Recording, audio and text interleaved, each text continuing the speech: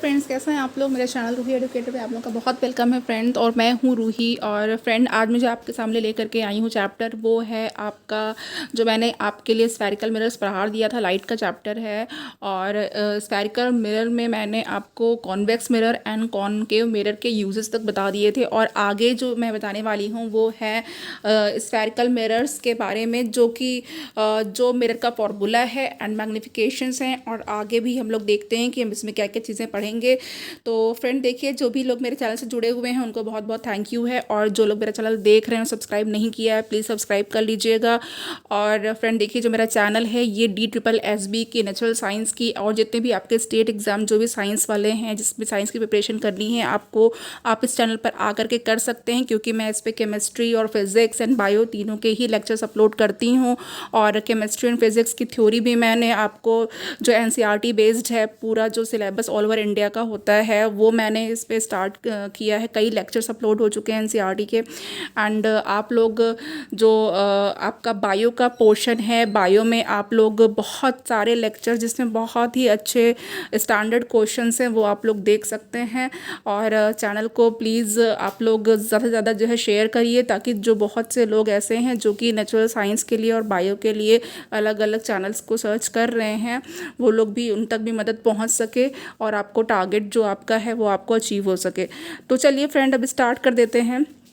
यहाँ पे जो है मैं मिरर का फॉर्मूला एंड मैग्नीफिकेशन वो बताने वाली हूँ। तो देखिए फ्रेंड, यहाँ पे इसके पहले आपको साइन कन्वेंशन है कि साइन बताना है मुझे कि जो आपका स्फेरिकल मिरर से रिफ्लेक्शन होता है तो उसमें साइंस की क्या वैल्यू है और साइन को कैसे देखते हैं, माइनस का क्या मतलब है, प्लस का क्या मतलब है। तो ये सारी चीज़ें आपको समझनी है। तो देखिए, यहाँ पर मैं सीधे आपके पास जो भी आपके एग्ज़ाम के लिए इम्पॉर्टेंट है, तो मैं सीधे आपके यहाँ पर पिक्चर, ये जो आपका फिगर बना हुआ है, इस पे ही आकर के बताऊंगी। तो यहाँ पे देखिए, new Cartesian sign convention for spherical mirror दिया हुआ है, तो यहाँ से ही सीधे समझ लेते हैं। तो देखिए, यहाँ पे मैं आपको एक्सप्लेन करने जा रही हूँ। ये आपका फ्रंट एक्सिस है और ये एक्स एक्सिस है, ठीक है। और ये जो M है ये आपका मिरर है, ये जो M है ये आपका मिरर है। और जो P है वो क्या है, वो पोल है। जो भी यहाँ पे आपके पास P है ये क्या है, पोल है। तो देखिए, जो भी मिरर में आपका जो है, जो X इधर की तरफ आपके जो है राइट के साइड में जो भी डिस्टेंस कवर होगी, ठीक है, जो राइट साइड में अगर कोई भी चीज़ रखी हुई है, कोई भी मान लीजिए इमेज बन रही है, ठीक है, तो जो राइट साइड में है तो उस साइड में आपके लिए पॉजिटिव साइन यूज़ होगा। और जो भी डिस्टेंस लेफ़्ट की तरफ होंगी जितनी भी, उनके लिए आपको निगेटिव साइन यूज़ करना होगा। ओके। और जो आपकी जो हाइट है, अगर अपवर्ड है, अगर ऊपर की तरफ डायरेक्शन है उसकी, तो वो पॉजिटिव आप लेंगे। और अगर नीचे की तरफ डायरेक्शन होगी तो उसको आप क्या लेंगे, निगेटिव लेंगे। ये हम लोग स्फेरिकल मिरर के साइंस की बात कर रहे हैं। ओके, उनके जो साइन है, चिन्ह है, उसमें कैसे होता है। नाउ अब मिरर की तरफ अगर जाएंगे, यानी कि जो इंसिडेंट लाइट होगी मिरर की पे पड़ेगी, मिरर की तरफ होगी इस साइड में, तो वो क्या होगी, वो डायरेक्शन ऑफ इंसिडेंट लाइट कही जाएगी। तो इतनी चीज़ें जो हैं आपको यहाँ पे फिगर से बिल्कुल क्लियर हो चुकी हैं। तो देखिए, अब यहाँ पे सीधे हम लोग देख लेते हैं। नाउ ये जो डिस्टेंस है ऑब्जेक्ट की, ओके, पोल से, उसको क्या कहते हैं, ऑब्जेक्ट डिस्टेंस कहते हैं। और उसको हम लोग U से डिनोट करते हैं। तो यहाँ पे जो आपकी ऑब्जेक्ट डिस्टेंस है वो U से डिनोट होती है। और जो इमेज की डिस्टेंस होती है पोल से, उसको क्या कहते हैं, उसको V से हम लोग डिनोट करते हैं। यानी कि ये जो आपका पोल है, इसकी ऑब्जेक्ट की जो डिस्टेंस होगी, ऑब्जेक्ट आपका इस केस में, इस फिगर के केस में मान लीजिए यहाँ पे रखा हुआ है, तो ये जो डिस्टेंस होगी, ओके, ये क्या कहलाएगी, ये U से डिनोट होगी और ये ऑब्जेक्ट डिस्टेंस होगी। और जो इधर आपका जो अगर इमेज बनेगा तो वो जो होगी इमेज की डिस्टेंस, वो V कहलाएगी। नाउ अब यहाँ पे देखिए, यहाँ पे जो डिस्टेंस होती है, distance of the principal focus, okay, जो पोल से प्रिंसिपल फोकस की डिस्टेंस होती है, इसको हम लोग पहले भी बता चुके हैं कि ये क्या होती है, फोकल लेंथ होती है। नाउ फोकल लेंथ होती है, इसको F से डिनोट किया जाता है। नाउ अब यहाँ पे एक रिलेशनशिप है जिसको हम लोग मिरर फार्मूला कहते हैं। इंपॉर्टेंट है, याद कर लीजिएगा, क्वेश्चंस आते हैं इस पर। तो ये जो मिरर फार्मूला क्या है, वो आप देखिए, 1/V plus 1/U is equal to 1/F। और U यहाँ पे अगेन जो आपकी ऑब्जेक्ट की डिस्टेंस है, ओके, पोल से, और जो यू जो वी है वो आपकी क्या है, वो आपकी जो है इमेज की डिस्टेंस है, यू जो है वो ऑब्जेक्ट की डिस्टेंस है। और ये जो फॉर्मूला है वो सारी ही सिचुएशंस के लिए वैलिड है, ओके, और स्फेरिकल मिरर्स के लिए वैलिड है। नाउ अब यहाँ पे देखिए, यहाँ पे अब मैग्नीफिकेशन की बात करते हैं। देखिए फ्रेंड, आप लोगों ने मैग्नीफाइंग लेंस या हैंड लेंस का यूज़ सबने किया होगा, जितने भी लोगों ने लैब में कुछ प्रैक्टिकल किया होगा, तो चीज़ों को देखने के लिए जनरली बायोलॉजी में भी जो है छोटे छोटे जो स्मॉल ऑर्गेनिजम्स होते हैं या स्मॉल साइज़ की जो है कोई भी लीफ होती है या फ्लावर होता है, तो हैंड लेंस ज़रूर मिलता है। और हम लोगों के डिसेक्शन जो बॉक्स होते हैं उनमें भी हैंड लेंस होता है।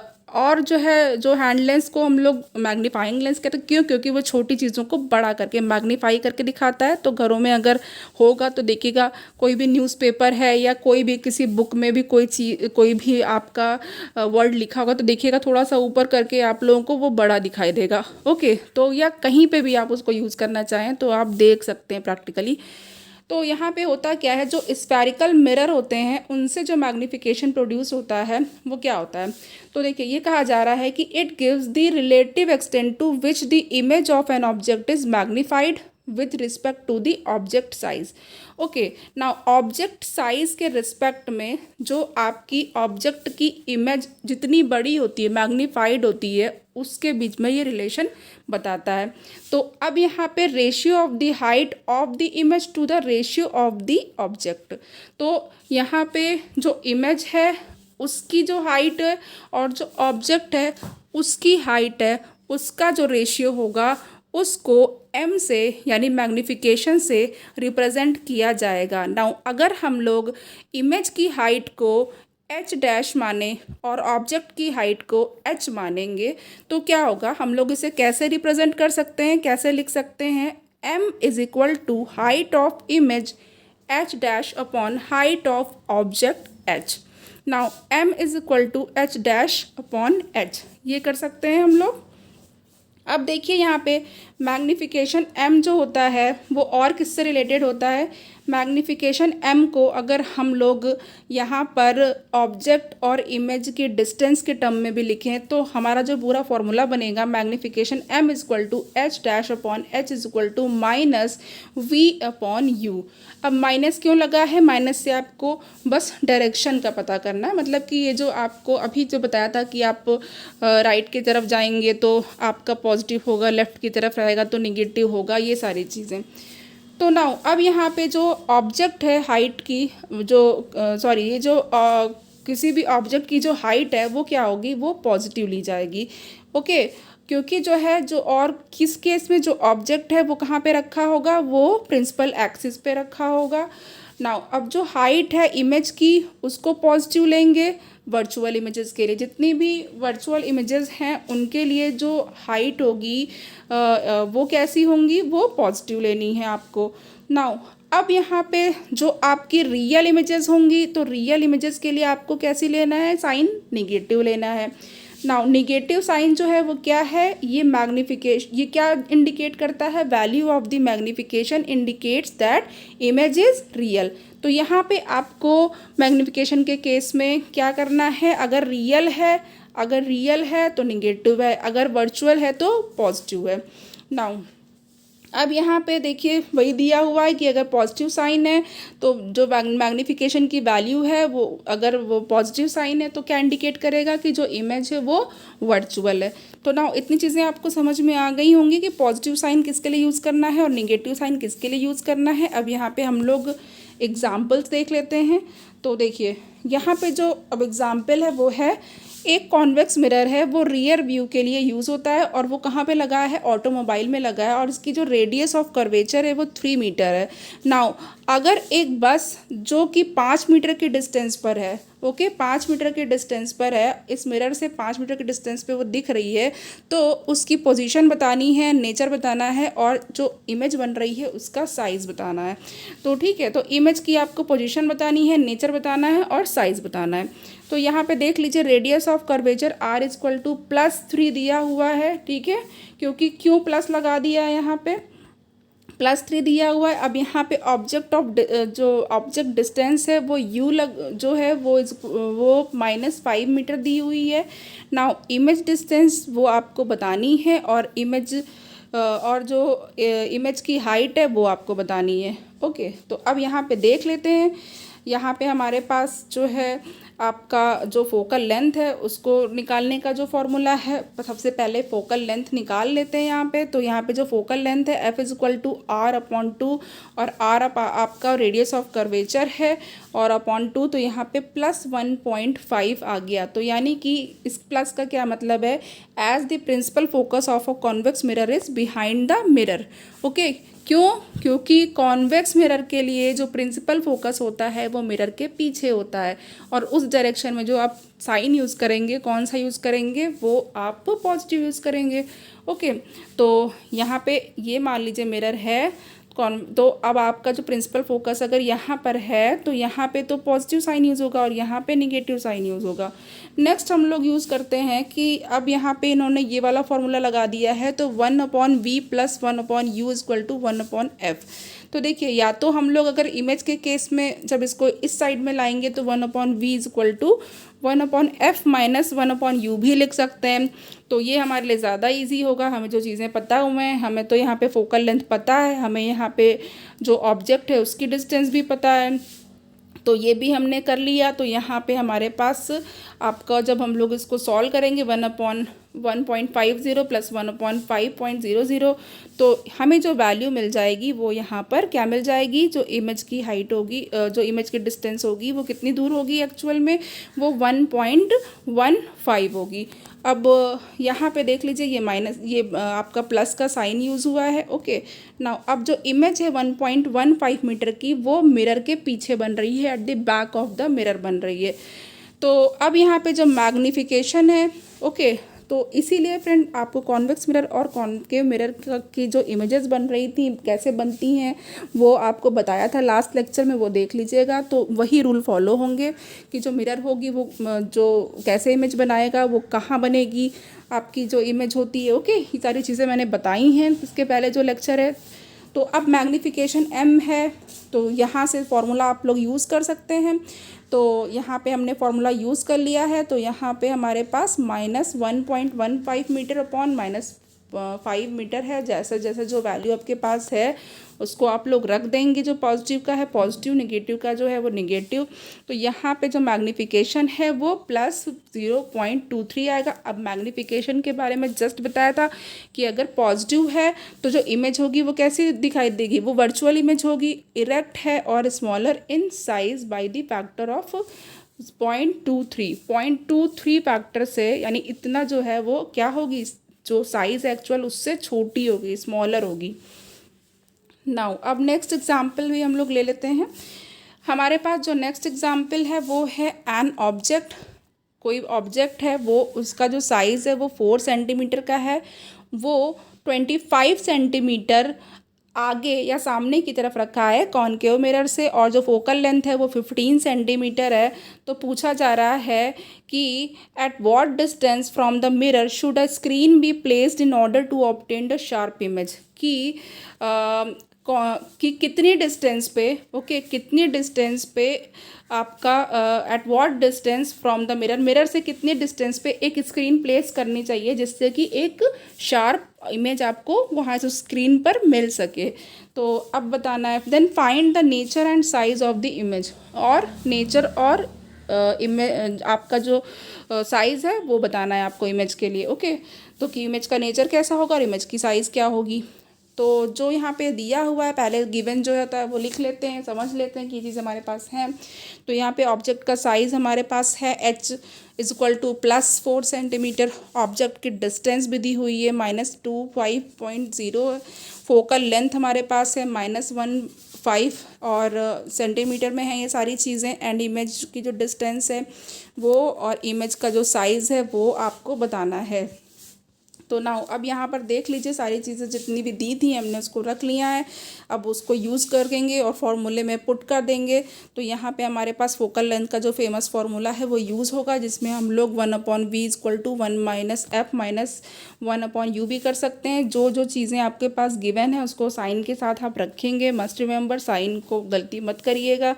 देन आपके पास ये जो हमारे पास -1/1.15 आ जाएगा, यानी 15 आ जाएगा, प्लस 1/25 आ जाएगा।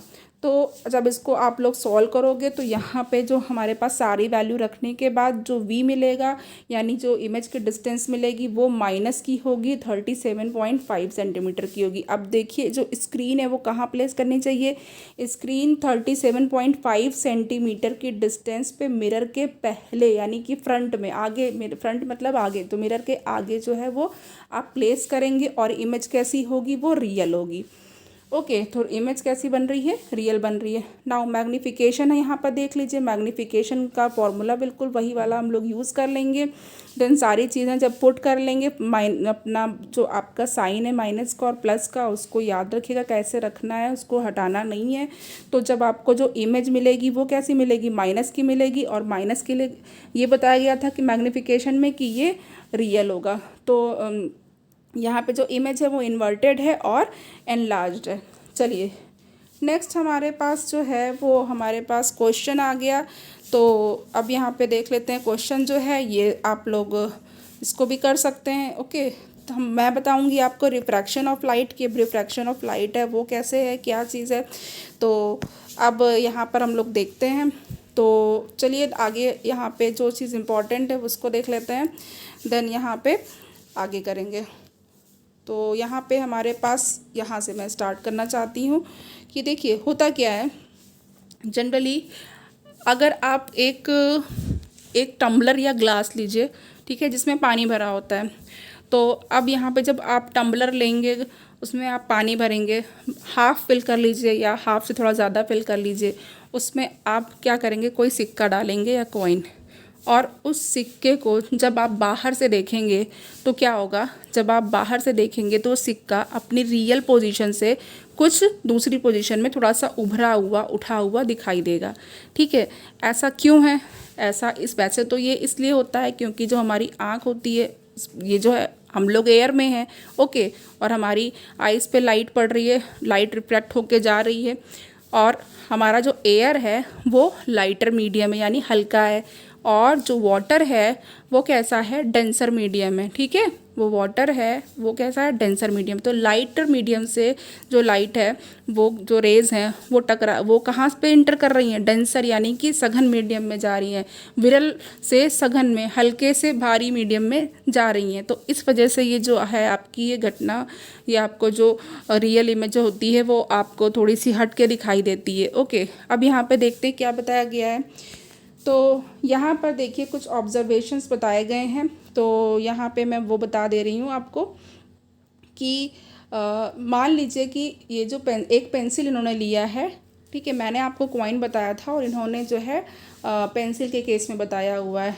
तो इन्होंने ये कहा है कि जो है अगर आप कोई ग्लास स्लैब लेते हैं, ठीक है, कोई एक थिक मोटा ग्लास स्लैब लेते हैं और उसको जो है किसी भी end is placed over a some printed matter, जैसे कि मान लीजिए किसी न्यूज़पेपर पे रख दिया या किसी बुक पे रख दिया। तो अब इस ग्लास स्लैब के थ्रू देखेंगे तो क्या होगा, आपको क्या दिखाई देगा।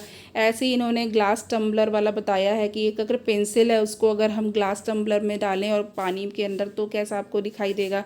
ठीक है, ये कुछ एग्जाम्पल्स हैं। तो अब यहाँ पे जो है जो आगे है वो क्या समझा, अब इन्होंने बताया है कि अगर हम लोग यहाँ पे अगर एपरेंट डिस्प्लेसमेंट लें पेंसिल का, कि जो चूँकि जैसे मैंने कॉइन के केस में बताया तो पेंसिल के केस में भी वही होगा कि आपको जो उसका डिस्प्लेसमेंट या पोजीशन दूसरी दिखाई देगी। तो जो एपरेंट डिस्प्लेसमेंट होता है पेंसिल का, ठीक है, वो किस वजह से होता है, जो light reaching you from the portion of the pencil inside water seems to come from different direction compare to the part above water. Okay, तो इसलिए जो पेंसिल होती है वो कैसी दिखाई देती है, वो डिस्प्लेस दिखाई देती है। और यही जो बात है वो क्या है कि जो भी आपका लेटर है ग्लास स्लैब से, वो भी इसी कारण से कैसा दिखाई देगा, आपको डिस्प्लेस दिखाई देगा। नाउ अब ये जो ऑब्जर्वेशंस हैं जो भी हम लोगों ने अभी किए, जो मैंने कॉइन का बताया, जो पेंसिल का है अभी, और जो ग्लास स्लैब का है, वो क्या इंडिकेट करता है कि जो लाइट होती है, light does not travel in the same direction in all media, कि सभी माध्यमों में, सभी मीडिया में, जैसे कि मान लीजिए वाटर है और एयर है, तो इन दोनों में जो लाइट का है डायरेक्शन वो सेम नहीं रहता है। ओके, वो चेंज होता है। It appears that when traveling obliquely from one medium to another, the direction of propagation of light in the second medium changes, कि जब लाइट ऑब्लिकली एक माध्यम से दूसरे माध्यम में जाती है, एंटर करती है, तो जो उसकी डायरेक्शन होती है प्रोपगेशन की, वो क्या होती है, वो जो लाइट की डायरेक्शन होती है वो दूसरे मीडियम में जाने में या सेकेंड माध्यम में जाने में वो चेंज हो जाती है। ये जो फिनोमेना है ये रिफ्रैक्शन ऑफ लाइट कहलाता है। इसको क्या कहते हैं, रिफ्रैक्शन ऑफ लाइट। तो अब यहाँ पे जो है एक्टिविटीज़ तो आपको बताई ही गई थी सारी। तो रिफ्रैक्शन अब जो रेक्टेंगुलर ग्लास स्लैब होता है उसके थ्रू, ठीक है, तो यहाँ पे इन्होंने ये सारी चीज़ें बताई हुई हैं। तो यहाँ पे हम लोग जो है देखते हैं आगे और क्या चीज़ें हैं। ग्लास स्लैब का है, तो अब यहाँ पे मैं सीधे लॉज पे आऊँगी। ओके, तो देखिए यहाँ पे जो हमारे पास लॉज हैं ये क्या है, ये आपको पता होना चाहिए। तो जो laws of refraction of light है, तो इंसिडेंस रे और जो रिफ्रैक्टेड रे और नॉर्मल जो इंटरफेस का होता है to the interface of two transparent media at the point of incidence all lie in the same plane. ठीक है, ये कह रहे हैं इंसिडेंट रे, रिफ्रैक्टेड रे और जो दो ट्रांसपेरेंट मीडियम होता है उसका जो इंटरफेस होता है और पॉइंट ऑफ इंसिडेंस होता है, ये सब एक ही प्लेन में होना चाहिए, समान तल में होना चाहिए। और the ratio of sine of angle of incidence to the sine of angle of refraction is a constant for the light of given color and for the given pair of media. This law is also known as Snell's law of refraction, and this is true for angle 0 is less than I is less than 90 degree. और देखिए इसको समझिए क्या कह रहे हैं। ये कह रहे हैं कि जो आपका, जो आप जानते हैं ना साइन, जैसे कि आपका साइन कॉस, ये आपने पढ़ा होगा ट्रिग्नोमेट्री में, तो जो साइन है एंगल ऑफ इंसिडेंस का और जो साइन है एंगल ऑफ रिफ्रैक्शन का, वो क्या होता है, इसका जो रेशियो होता है वो कांस्टेंट होता है, जो यहाँ पे दिया गया है। ठीक है, साइन। तो अब यहाँ पे कह रहे हैं कोई भी जो लाइट है वो किसी भी गिवन कलर के लिए और किसी भी दिए हुए मीडिया के लिए, मीडियम के लिए, ओके, ये सारी चीज़ें जो होंगी वो क्या होंगी, ये उसी के लिए बताया गया है कि इनके लिए जो आपका साइन जो है इंसिडेंस का और जो आई यानी साइन आई और जो साइन है यानी जो एंगल ऑफ साइन है रिफ्रैक्शन का यानी कि साइन आर, इसका जो एक रेशियो है किसी भी जो है कलर के लिए या पेयर ऑफ मीडिया के लिए वो कांस्टेंट होगा। ठीक है, तो इसको, ये जो लॉ है ये एक लॉ है और इसको जो लॉ है इसको हम लोग स्नेल्स लॉ भी कहते हैं, स्नेल्स लॉ ऑफ रिफ्रैक्शन कहते हैं। और ये किसके लिए सत्य है, किसके लिए ट्रू है, ये जितने भी एंगल आपके ज़ीरो, जो आपका आई है यहाँ पे यानी एंगल ऑफ इंसिडेंस है वो ज़ीरो से बड़ा होना चाहिए और 90 डिग्री से कम होना चाहिए। ठीक है, जो यहाँ पे कंडीशन दी है कि ये जो एंगल ऑफ इंसिडेंस है वो वो क्या होना चाहिए, आई जो है वो ज़ीरो से लेस होना चाहिए और 90 डिग्री, ज़ीरो से ग्रेटर होना चाहिए और 90 डिग्री से लेस होना चाहिए। और यहाँ पे कह रहे हैं कि अगर जो आई है, ठीक है, अगर if I is the angle of incidence and R is the angle of refraction, तो जो अभी बताया है, एक्सप्लेन किया है, वही चीज़ है। तो अब यहाँ पे हमें और क्या देखना है कि ये जो कांस्टेंट वैल्यू होती है इसको हम लोग रिफ्रैक्टिव इंडेक्स कहते हैं of the second medium with respect to first. यानी कि अगर हम लोग वाटर और एयर के केस की बात करें तो ये कह रहे हैं कि जो कांस्टेंट वैल्यू है ये आपका रिफ्रैक्टिव इंडेक्स होगा। ठीक है, सेकेंड मीडियम यानी वाटर का एयर के रिस्पेक्ट में, यानी सेकेंड मीडियम का पहले मीडियम के रिस्पेक्ट में रिफ्रैक्टिव इंडेक्स कहलाएगा। नाउ अब यहाँ पे रिफ्रैक्टिव इंडेक्स देख लेते हैं। यहाँ पे देखिए रिफ्रैक्टिव इंडेक्स है, तो नाउ यहाँ पे हमें देखना है ये जो है आपका, यहाँ पे देखिएगा जो आपकी एयर में क्या होता है, जो स्पीड होती है लाइट की वो थोड़ी सी कम होती है अगर हम लोग वैक्यूम की बात करें। और वैक्यूम में जो लाइट होती है सबसे फास्टेस्ट ट्रैवल करती है और उसकी जो स्पीड होती है कितनी होती है, 3 × 10⁸ मीटर पर सेकेंड होती है। नाउ अब जब ये ग्लास में जाती है और वाटर में जाती है तो ये और कम हो जाती है, ठीक है। तो जो रिफ्रैक्टिव इंडेक्स की वैल्यू होती है किसी भी पेयर के लिए, अब पेयर क्यों कहा जा रहा है, क्योंकि किसी के रिस्पेक्ट में बात करनी है, तो एयर वाटर के रिस्पेक्ट में बात कर रहे हैं तो ये एक पेयर बन गया। ओके, तो इसीलिए कह रहे हैं कि जो रिफ्रैक्टिव इंडेक्स की वैल्यू है किसी भी पेयर ऑफ मीडियम के लिए वो किस पर डिपेंड करेगी, वो स्पीड ऑफ लाइट पर डिपेंड करेगी कि दोनों मीडिया में, ठीक है, मान लीजिए एयर में और वाटर है, अगर दो मीडियम है तो दोनों मीडियम में जो लाइट की स्पीड है उस पर डिपेंड करेगी। अब यहाँ पे देख लीजिए, यहाँ पे अगर इन्होंने ये कहा है कि अगर हम मान लीजिए कि जो लाइट की रे है वो ट्रैवल कर रही है मीडियम 1 से मीडियम 2 में, ओके, मीडियम 1 से मीडियम 2 में जा रही है। अब यहाँ पे देखिए इन्होंने मीडियम 1 को एयर माना है, मीडियम 2 को ग्लास माना है, तो क्या होगा, तो जो V1 है उसको कह रहे हैं कि मान लीजिए वो लाइट की स्पीड है मीडियम 1 में और जो V2 है वो लाइट की स्पीड है मीडियम 2 में। तो जो रिफ्रैक्टिव इंडेक्स होगा मीडियम 2 का विद रिस्पेक्ट टू मीडियम 1 वो कैसे दिया जाएगा, वो एक रेशियो से दिया जाएगा। और रेशियो क्या होगा, ratio of the speed of light in the medium 1 and speed of light in medium 2, यानी कि मीडियम 1 में जो स्पीड है लाइट की और जो मीडियम 2 में स्पीड है लाइट की उसका एक रेशियो होगा। और इसको रिप्रेजेंट कैसे करेंगे, इसको रिप्रेजेंट करेंगे ऐसे, यानी कि n/1 यहाँ पे रिफ्रैक्टिव इंडेक्स है तो 2 से 1 में, ठीक है, तो 2 दूसरे मीडियम से पहले मीडियम के लिए, तो आपका है speed of light in medium 1 upon speed of light in medium 2, तो that is V1 upon V2। तो यहाँ पे देख लीजिए, अब यहाँ पे जो अगर हम फर्स्ट मीडियम के रिस्पेक्ट में सेकेंड की निकालें, जैसे कि 1 2 निकालें, तो क्या होगा refractive index, speed of light in medium 2 upon speed of light in medium 1 V2 upon V1। तो यही कह रहे हैं ना कि आपको जो refractive index of medium 1 with respect to medium 2, तो उसको यहाँ पे ऐसे रिप्रेजेंट कर सकते हैं। और यहाँ पे जो हमारे पास अगर हम लोग रिफ्रैक्टिव इंडेक्स मीडियम 2 का विद रिस्पेक्ट टू 1 निकालें तो ऐसे रिप्रेजेंट कर सकते हैं। अब यहाँ पे देखिए ये एयर है, एयर से ग्लास स्लैब में जो है इंटर कर रही है रे, और ये नॉर्मल है, तो यहाँ पे जो आपका एंगल बन रहा है एंगल ऑफ इंसिडेंस है, यहाँ पे नॉर्मल से जो आपका जो रे इंटर कर रही है, रिफ्रैक्ट कर रही है, तो यहाँ पे एंगल ऑफ रिफ्रैक्शन हो रहा है। ओके, थोड़ी सी झुकी है, देखिए यहाँ पे ये जो आपकी लाइन है इससे थोड़ा सा झुकी हुई है।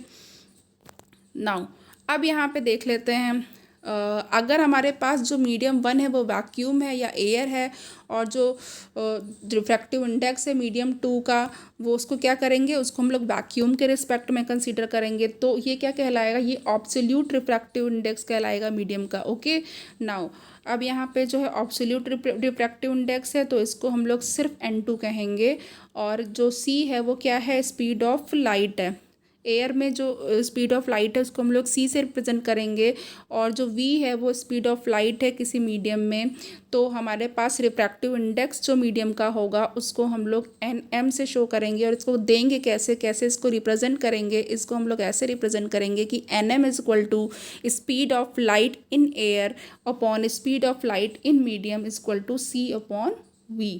Okay, now absolute refractive index जो है मीडियम का उसको हम लोग सिर्फ रिफ्रैक्टिव इंडेक्स ही कहते हैं। तो अब यहाँ पे रिफ्रैक्टिव इंडेक्स जो वाटर के लिए है वो NW इज इक्वल टू 1.33 दिया हुआ है।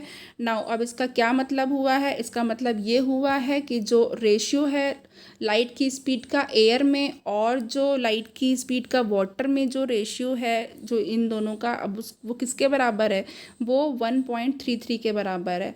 नाउ अब यहाँ पे जो क्राउन ग्लास होता है उसका दिया हुआ है NG इज इक्वल टू 1.52। तो अब ये कुछ डेटा दिए हुए हैं, ठीक है, और इसमें आपको एयर है, मैं बता दे रही हूँ, एयर है, आइस है, वाटर है, अल्कोहल, केरोसिन, फ्यूज्ड क्वार्ट और turpentine oil, benzene, crown glass, ये सब दिया हुआ है आपको। तो यहाँ पर आप देखेंगे कि जो रिफ्रैक्टिव और यहाँ पे भी आगे है Canada balsam, rock salt, carbon disulphide, dense flint glass, Ruby, sapphire, diamond. तो अगर आप देखेंगे कि किसका रिफ्रैक्टिव इंडेक्स सबसे ज़्यादा है गिवन मटेरियल में, तो यहाँ पे आप डायमंड देखिए, डायमंड का रिफ्रैक्टिव इंडेक्स 2.42 है, सबसे ज़्यादा होता है, इसलिए इतना ज़्यादा ये शाइन करता है, इतना ज़्यादा इसमें एजेस होते हैं, कटिंग एजेस होते हैं, और रिफ्रैक्टिव इंडेक्स इसका बहुत ज़्यादा होता है, इसलिए बहुत ज़्यादा ही चमकदार होता है हीरा। और जो एयर है, एयर का आप देख लीजिए कितना है, सबसे कम है 1.0003, या सिर्फ 1 भी मान सकते हैं इसको हम लोग। नाउ अब यहाँ पे आगे देख लेते हैं। अब यहाँ पे आपको एक चीज़ और है कि ये जैसे कि इन्होंने एग्जाम्पल दे रखा है कि केरोसिन है, उसका रिफ्रैक्टिव इंडेक्स हायर है क्योंकि जो ऑप्टिकल डेंसर है वाटर से, although its mass density is less than water. Okay, now यहाँ पर हमारे पास अब देखना है कि आगे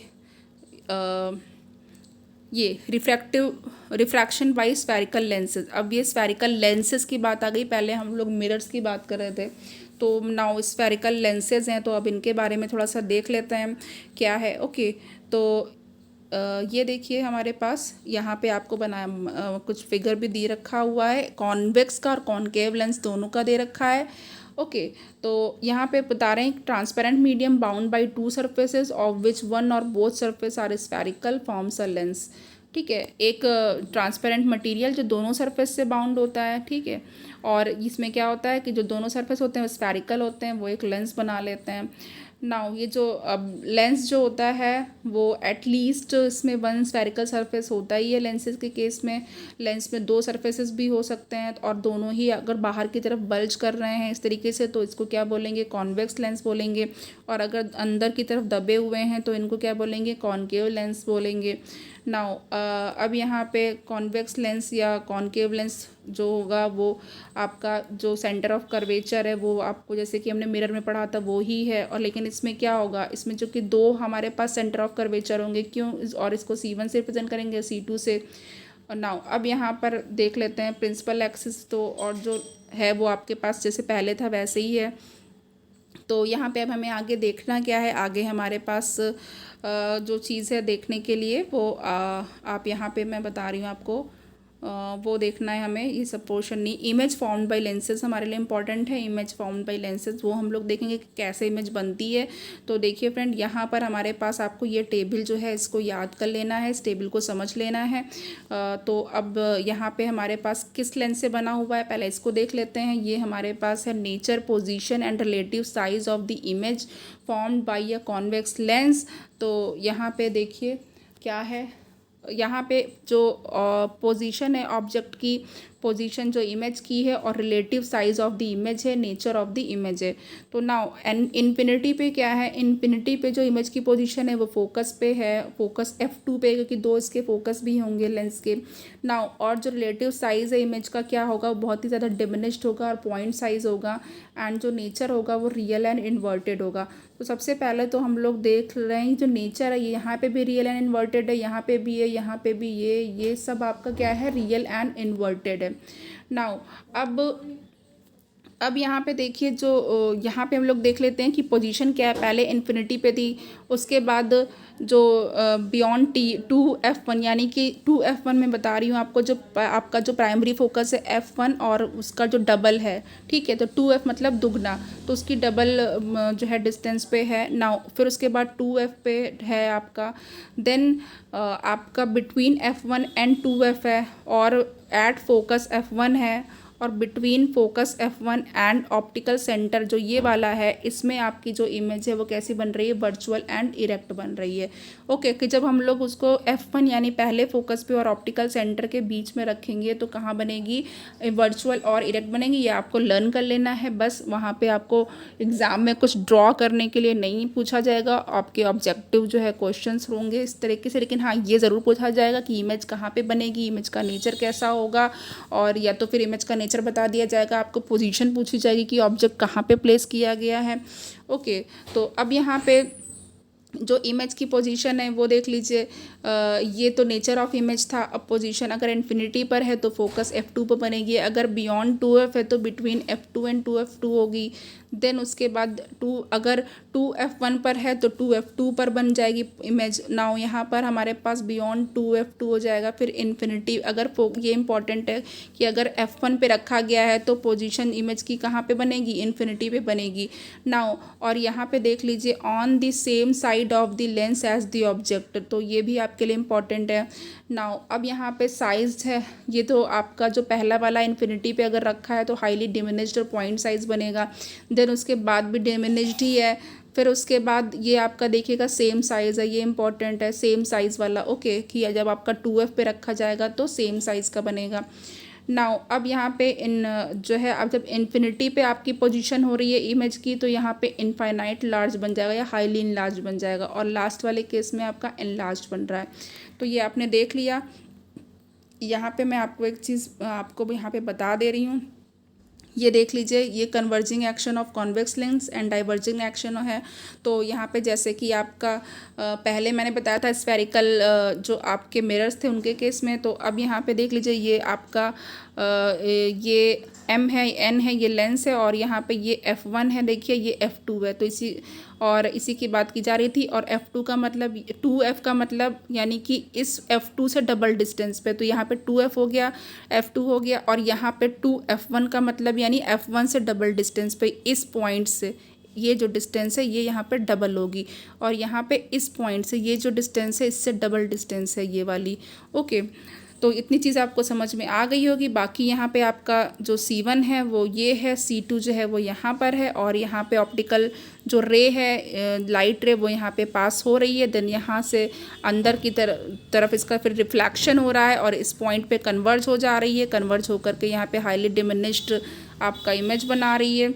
नाउ अब यहाँ पे देख लीजिए जो कॉन्केव है उसके में भी केस में क्या होगा, F1 होगा और यहाँ पे 2F1 होगा।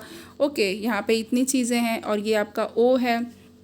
तो अब यहाँ पे कैसे है, ये जो आपकी लाइट रे आई है वो आपकी जो है टकरा करके रिफ्लेक्ट होके इधर चली गई, डाइवर्ट हो गई, क्योंकि जो आपका कॉन्केव लेंस होता है वो डाइवर्जिंग लेंस की तरह भी यूज़ होता है, वो डाइवर्ट करता है रेज को। ओके और जो आपका कॉन्वेक्स लेंस होता है वो कन्वर्जिंग लेंस की तरह यूज़ होता है और वो कन्वर्ज करता है, मतलब एक जगह कंसेंट्रिक करता है उसको रेज को। अब यहाँ पे ये इधर चली गई, डाइवर्ट हो गई, और जो यहाँ पे फोकस से बिल्कुल पास होकर के जा रही थी सामने वो इधर से निकल गई। तो इस तरीके से आपने देख लिया है फ्रेंड। अब यहाँ पे हम लोग आगे देख लेते हैं हमें आगे क्या करना है।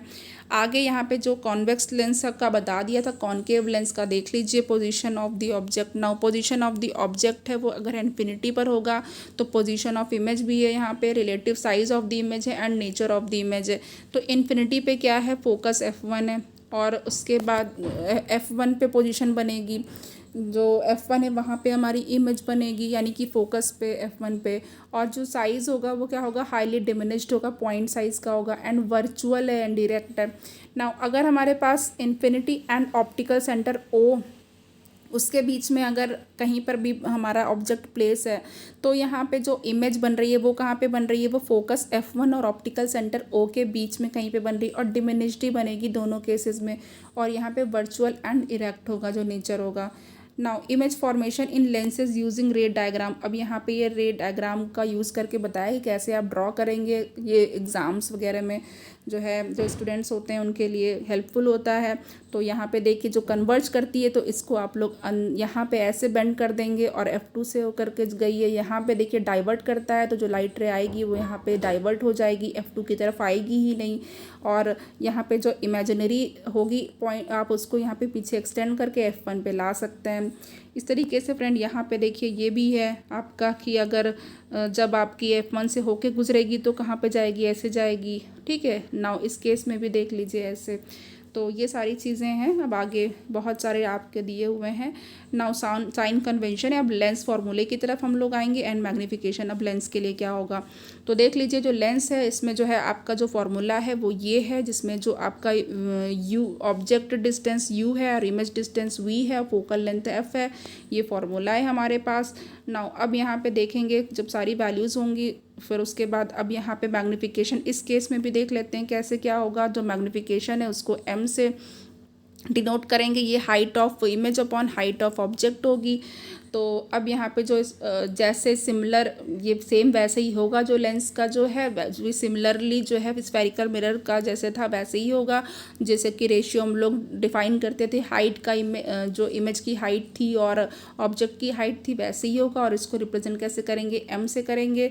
ये सारी चीज़ें सेम है, तो ये वाला भी बिल्कुल सेम ही है वहाँ पे जैसे था हमारे पास। अभी हमने उस पर बेस्ड क्वेश्चंस न्यूमेरिकल्स भी किए हुए थे। तो अब देखते हैं example. A concave lens has a focal length of 15 centimetre. एक कॉन्केव लेंस है, इसकी फोकल लेंथ 15 सेंटीमीटर है। तो कह रहे हैं कि ऑब्जेक्ट को लेंस से किस डिस्टेंस पे रखना चाहिए। ठीक है, ऑब्जेक्ट को लेंस से कितनी डिस्टेंस पे रखना चाहिए कि जो इमेज है वो 10 सेंटीमीटर के डिस्टेंस पे बने। तो यहाँ पे हमारे पास जो मैग्नीफिकेशन है वो भी बताना है कि कितना मैग्नीफाई होकर प्रोड्यूस होगा। तो अब यहाँ पे जो सॉल्यूशन किया है वो है कि जो कॉन्केव लेंस है हमेशा उससे कैसे इमेज बनेगी, always form a virtual erect image. Okay, and on the same side of the object, ये बताया है हमको, ये पता है तो कि वर्चुअल बनेगी, इरेक्ट बनेगी और सेम साइड जो भी ऑब्जेक्ट है हमारे पास उसके ही साइड में बने, क्योंकि ये कॉन्केव लेंस है। और कॉन्केव लेंस के केस में हमने जो ऊपर टेबल में दो ही कंडीशन देखी थी और उसमें यही दोनों लिखा था कि वर्चुअल बनती है, इरेक्ट बनती है। ठीक है, नाउ अब यहाँ पर देख लेते हैं जो इमेज की डिस्टेंस है वो v है। नाउ वर्चुअल है, माइनस है, फोकल लेंथ है आपकी f माइनस 15 है। ऑब्जेक्ट डिस्टेंस बतानी है तो फॉर्मूला आपने ये जल्दी से अप्लाई कर दिया। ऑब्जेक्ट डिस्टेंस के लिए आप u वाले पार्ट को इधर लेकर के आ गए तो आपने 1/v माइनस 1/f कर दिया।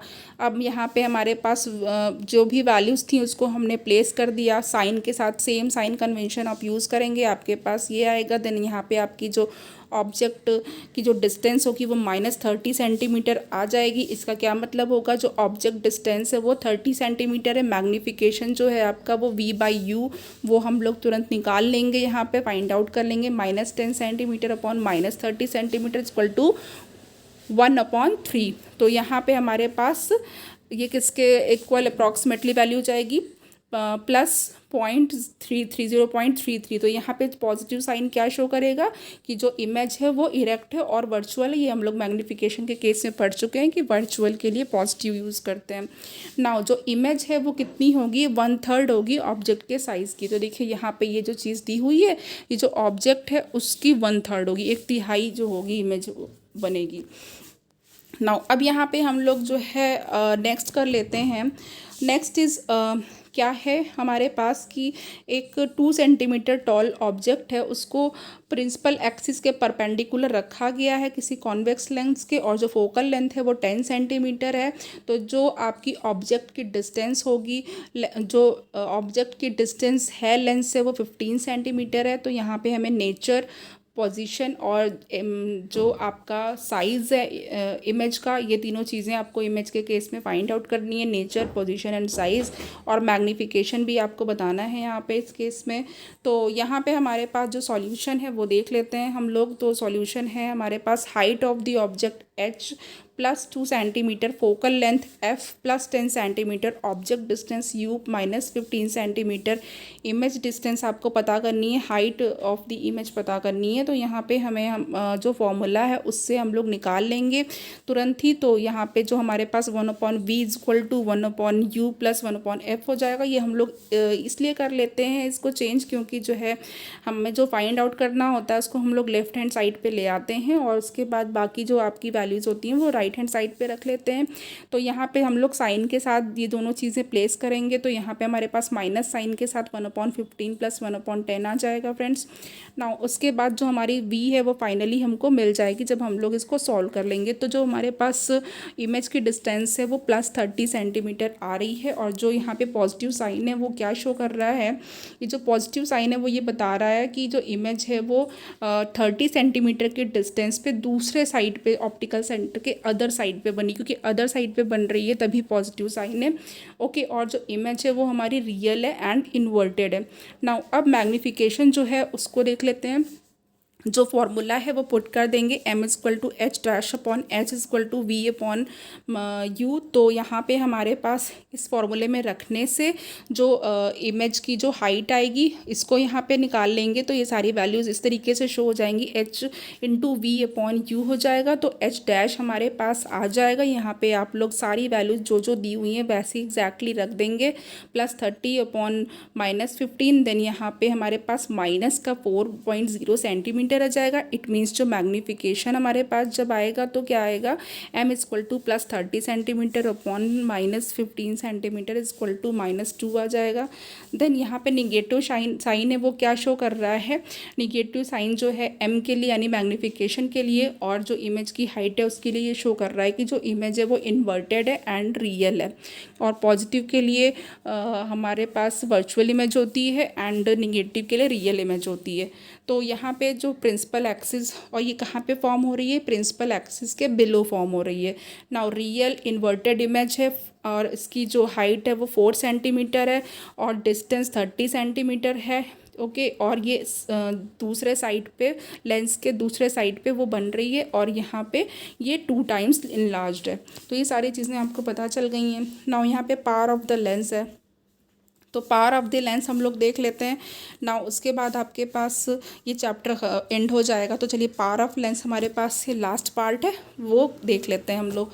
नाउ पावर ऑफ लेंस यहाँ पे क्या हो गया, ये है हमारे पास ये जो एबिलिटी होती है किसी भी लेंस की कि वो उसको एक मिनट फ्रेंड रुक जाइए। Okay now ability of the lens to converge और diverge light ray depends on its focal length. Okay किसी भी लेंस की एबिलिटी की वो लाइट रे को कन्वर्ज कर रहा है या तो फिर उसको डाइवर्ज कर रहा है वो उसकी फोकल लेंथ पे डिपेंड करता है। जैसे कि जो कॉन्वेक्स लेंस होता है, और जो कॉन्वेक्स लेंस होता है अगर उसकी फोकल लेंथ शॉर्ट है, छोटी है, कम है, तो वो लाइट रे को बेंड करेगा और लाइट रे को बेंड करेगा और लार्ज एंगल से बेंड करेगा और क्या करेगा, ये जो है उसको फोकस कर देगा by focusing them closer to the optical centre. Optical centre के क्लोज़र, ऑप्टिकल सेंटर के बहुत ही पास, बहुत ही क्लोज़र में इसको क्या कर देगा, फोकस कर देगा। नाउ अगर कॉनकेव लेंस है, कॉनकेव लेंस की जो फोकल लेंथ है वो अगर शॉर्ट होगी तो क्या करेगा, ये बहुत ही ज़्यादा हायर डाइवर्जेंस कर देगा than the one with longer focal length, और जो उसकी फोकल लेंथ होगी वो लॉन्गर हो जाएगी। नाउ उसके कंपैरिजन में तो अब यहाँ पे ये है कि जो डिग्री है कन्वर्जेंस की या डाइवर्जेंस की किसके, लाइट रेज की, वो कैसे अचीव करते हैं, वो लेंस से अचीव करते हैं और इसको जो टर्म देते हैं वो उसके पावर के टर्म्स में यूज़ करते हैं। तो यहाँ पे हमारे पास जो पावर है वो क्या हो जाएगी, किसी भी लेंस की जो पावर होती है वो इसके जो फोकल लेंथ होती है उसके रेसिप्रोकल में होती है। यानी कि यहाँ पे जो लेटर पी है वो पावर को शो कर रहा है, इंडिकेट कर रहा है, जो एफ है वो फोकल लेंथ को। तो यहाँ पे जो हमारे पास फॉर्मूला मिलेगा P इक्वल टू 1/f मिल जाएगा, जिसमें जो पावर है वो रेसिप्रोकल है फोकल लेंथ के। अगर पावर जितनी ही ज़्यादा होगी फोकल लेंथ उतनी ही कम होगी, या कह सकते हैं फोकल लेंथ जितनी ही ज़्यादा होगी किसी भी लेंस के लिए उसकी पावर उतनी ही कम होगी। और पावर की जो अगर यूनिट की हम बात करें तो जो पावर की SI यूनिट है वो डायोप्टर होती है। ओके और इसको लेटर D से डिनोट करते हैं, ये ध्यान रखिएगा, डायोप्टर होती है, एग्जाम में पूछी जाती है, इसको हम लोग D से डिनोट करते हैं। और जो फोकल लेंथ है उसको हम लोग को मीटर में रखना होगा, मीटर में कन्वर्ट कर देना होगा, अगर है तो कोई बात नहीं। नाउ अब यहाँ पे जो फोकल लेंथ होगी 1 मीटर, और अगर कोई भी लेंस है जिसका जो है पावर है 1 डायोप्टर तो उस लेंस की फोकल लेंथ कितनी होगी, 1 मीटर। तो 1D equal to 1 metre inverse. Okay या 1/मीटर, जो भी आपको सही लगे ना। तो जो पावर होती है किसी भी कॉन्वेक्स लेंस की वो पॉजिटिव होती है और जो आपके कॉनकेव लेंस के केस में ये नेगेटिव होती है। तो अब यहाँ पे क्या कह रहे हैं, अब जब जो भी ऑप्टिशियंस होते हैं वो करेक्टिव लेंसेज का जो यूज़ करते हैं तो उसमें जो पार्स होती हैं वो भी शो होती हैं। नाउ अब यहाँ पे हमारे पास अगर जो पावर है वो कह रहे हैं कि अगर पावर हमारे पास +2 डायोप्टर है तो इसका क्या मतलब हुआ, जो लेंस है वो प्लस की पावर का है तो ये कॉन्वेक्स है। नाउ फोकल लेंथ जो है लेंस की वो +0.5 मीटर है। नाउ सिमिलरली जो लेंस है अगर उसकी पावर -2.5 डायोप्टर है तो फोकल लेंथ कितनी हो जाएगी, वो -0.40 हो जाएगी। और जो लेंस है माइनस की पावर वाला वो कॉनकेव है। आप लोग कभी भी ऑप्टिशियंस के पास जाइएगा या डॉक्टर के पास जाइएगा तो आपको अगर उन्होंने माइनस की पावर लिख दी है कि आपकी आई में -1.25 है तो इट मीन्स कि आपको कॉनकेव लेंस लगेगा, और अगर लिखा हुआ है +1.25 है तो मतलब कि कॉन्वेक्स लेंस लगेगा। ओके, नाउ यहाँ पे हमारे पास अब कुछ और भी चीज़ें हैं, उसको भी देख लेते हैं थोड़ा सा। तो यहाँ पे देखिए बहुत सारे ऑप्टिकल इंस्ट्रूमेंट्स ऐसे होते हैं जिसमें कि बहुत सारे लेंसेज लगे होते हैं। ये क्या क्या करते हैं, ये जो मैग्नीफिकेशन होता है और जो शार्पनेस होती है इमेज की उसको बहुत ज़्यादा इंक्रीज़ कर देते हैं। तो जो नेट पावर होती है इन लेंसेज की, ओके, वो कैसे, वो जो सम यूज़ होता है P1+P2+P3 ऐसे करके हम लोग यूज़ कर सकते हैं। नाउ अब यहाँ पे देख लीजिए एक एग्जांपल है, जैसे कि आपका एक कॉम्बिनेशन है टू लेंसेज की पावर का। ये इसमें है कि +2 डायोप्टर एंड +0.25 डायोप्टर। ये किसके इक्विवेलेंट हो जाएगी, ये अगर हम लोग इन दोनों को रिप्लेस करके एक सिंगल लेंस और जिसकी पावर हमारे पास 2.25 डायोप्टर हो उससे रिप्लेस कर सकते हैं। ओके, ये कहा गया है। नाउ अब यहाँ पे देख लीजिए यहाँ पे कुछ कैमरास हैं, कैमरा के लेंसेज हैं और आपके टेलीस्कोप, माइक्रोस्कोप, इन सब में सब यूज़ होता है। नाउ अब ये बताया जा रहा है लास्ट में कि हमने क्या क्या अभी तक लर्न कर लिया, क्या क्या सीख लिया इस चैप्टर से। तो नाउ आप लोगों ने बहुत कुछ सीख लिया है, फिर भी हम लोग एक बार रिवाइज कर लेते हैं। जो light seems to travel in straight line. Okay, light straight line में या सीधी रेखा में चलती हुई प्रतीत होती है। Mirrors and lenses form images of object. Mirrors और लेंसेज वो ऑब्जेक्ट की इमेज फॉर्म करते हैं। इमेज या तो रियल हो सकती है या वर्चुअल हो सकती है, ये ऑब्जेक्ट की पोजीशन पर डिपेंड करता है। और जो रिफ्लेक्टिंग सर्फेसेज होते हैं, चाहे जितने भी टाइप के हैं, वो क्या करते हैं, वो सेम लॉ ऑफ रिफ्लेक्शन को ओबे करते हैं, उनका पालन करते हैं। जितने भी आपके रिफ्रैक्टिंग सर्फेसेज होते हैं वो लॉ ऑफ रिफ्रैक्शन का पालन करते हैं। देखिए, लॉ ऑफ रिफ्लेक्शन है और एक लॉ ऑफ रिफ्रैक्शन है। नाउ जो कार्टेशियन साइन है कन्वेंशन, और वो क्या है, वो जो स्फेरिकल मिरर्स और लेंसेज के लिए दिए गए हैं। अब यहाँ पे हमारे पास जो मिरर का फॉर्मूला है वो है 1/v+1/u=1/f, और ये ऑब्जेक्ट और डिस्टेंस की रिलेशनशिप के लिए है, और f जो है आपका फोकल लेंथ है। और ये स्फेरिकल मिरर्स के लिए अभी बताया भी था, जो फोकल लेंथ होती है स्फेरिकल मिरर की वो इसकी रेडियस ऑफ कर्वेचर के हाफ होती है। जो मैग्नीफिकेशन प्रोड्यूस होता है स्फेरिकल मिरर से वो इसकी हाइट का जो इमेज की हाइट होती है और ऑब्जेक्ट की हाइट होती है, इसका रेशियो होता है। नाउ जो लाइट रे अगर किसी भी डेंसर मीडियम से ऑब्लिकली ट्रैवल करती है रेयर मीडियम में तो बेंड अवे नॉर्मल से दूर हो जाती है, और अगर लाइट रे वो नॉर्मल की तरफ बेंड हो जाती है तो इसका मतलब कि ये ऐसा कब होता है कि जब लाइट ऑब्लिकली किसी रेयर यानी हल्के मीडियम से, जैसे कि हवा से और या फिर वायु से कहाँ पे जा रही है, ग्लास में या तो फिर वाटर में जा रही है। Now light travels in vacuum with an enormous speed of 3 × 10⁸ metre per second. Light vacuum में 3 × 10⁸ मीटर पर सेकेंड की स्पीड से जाती है। नाउ जो लाइट है उसकी स्पीड डिफरेंट मीडियम में डिफरेंट होती है।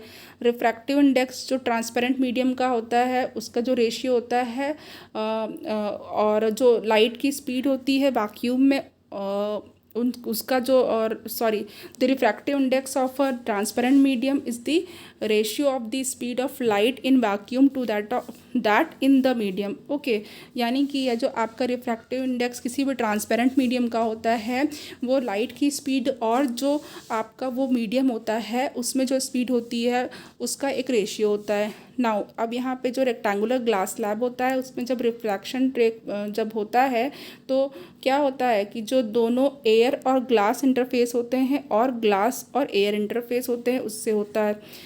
नाउ अब यहाँ पे जो इमर्जेंट रे होती है उसकी जो डायरेक्शन होती है वो इंसिडेंट रे के पैरेलल होती है। लेंस फार्मूला हमारे पास है 1/v-1/u=1/f। ये क्या देता है, ये एक रिलेशनशिप देता है ऑब्जेक्ट डिस्टेंस, इमेज डिस्टेंस और फोकल लेंथ के बीच में। और किसके लिए है, स्फेरिकल लेंसेज के लिए है। नाउ लेंस की जो पावर होती है वो इसकी फोकल लेंथ के रेसिप्रोकल होती है, और इसकी जो एसआई यूनिट होती है लेंस की वो डायोप्टर होती है। तो देखिए फ्रेंड, और बाकी यहाँ पे कुछ एक्सरसाइजेज भी हैं, मैं एमसीक्यूज़ भी कराऊंगी। तो नाउ यहाँ पर आपको फ्रेंड बहुत सारी चीज़ें क्लियर हो गई हैं, और ये जो लाइट का चैप्टर था ये आपका फिनिश हो चुका है, एंड हो चुका है, यहाँ पे इसका दी एंड हो गया। और आप लोग प्लीज़ जो है इसको स्टडी करिएगा, सभी लेक्चर्स देखिएगा, बहुत अच्छे हैं। और लाइक करिए, शेयर करिए, कमेंट करिए और चैनल को सब्सक्राइब कर लीजिए। Thank you.